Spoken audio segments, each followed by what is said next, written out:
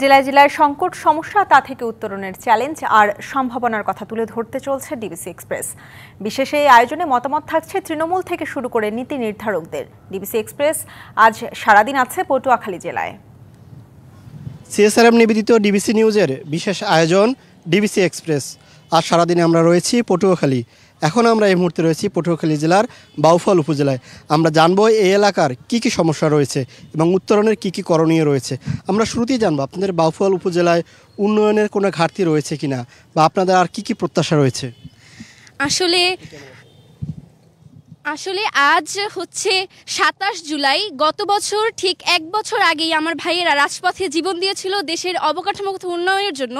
সারা দেশের ব্যাপারে আমি জানি না, তবে আমার বাউফলে আমার মনে হয় যে একটি শাসন ব্যবস্থার পরিবর্তন হয়েছে ঠিকই, তবে অবকাঠামোগত বা প্রশাসনগত বাউফলের উন্নয়ন ঠিক একই জায়গায় এখন পর্যন্ত অবস্থান করছে।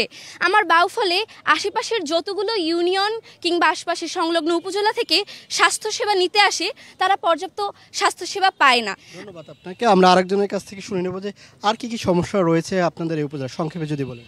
৫ই আগস্ট প্রেক্ষাপটের পরিবর্তনের পর আমরা আশা করেছিলাম একটি ভালো প্রশাসন আসবে, কিন্তু ভালো প্রশাসন না থাকার কারণেই মূলত বাউফলের উন্নয়ন অবকাঠামোর হয়নি।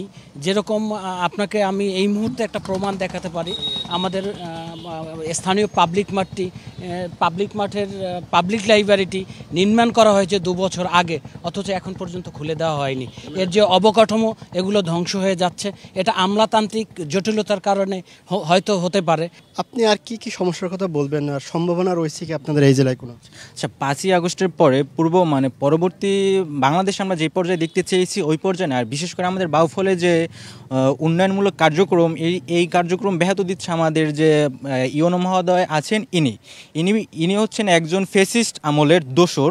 ওনার এলজিডি ভবনের যে ঠিকাদার আছে ওনার ওইখান থেকে তিনি ব্যাপক পরিমাণে পার্সেন্টেজ খায়। এটা হচ্ছেন যে উন্নয়ন ব্যবস্থায় তিনি বড় বাধা হয়ে দাঁড়িয়ে। বাধায় উনি বাউফলের উন্নয়নমূলক অবস্থা ব্যবস্থার উন্নয়নের প্রধান মূল চাবিকাঠি ওনার হাতে। উনি চাচ্ছে না যে আমাদের বাউফলের মানুষ ভালো একটা পর্যায়ে যাক, বাউফলে উন্নয়ন হোক।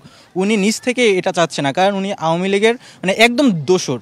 ধন্যবাদ আপনাকে আমাদের সাথে যুক্ত থাকার জন্য। আমরা রাত ৯টায় আবারও যুক্ত হব। ততক্ষণ পর্যন্ত ডিবিসি নিউজের সাথেই থাকুন।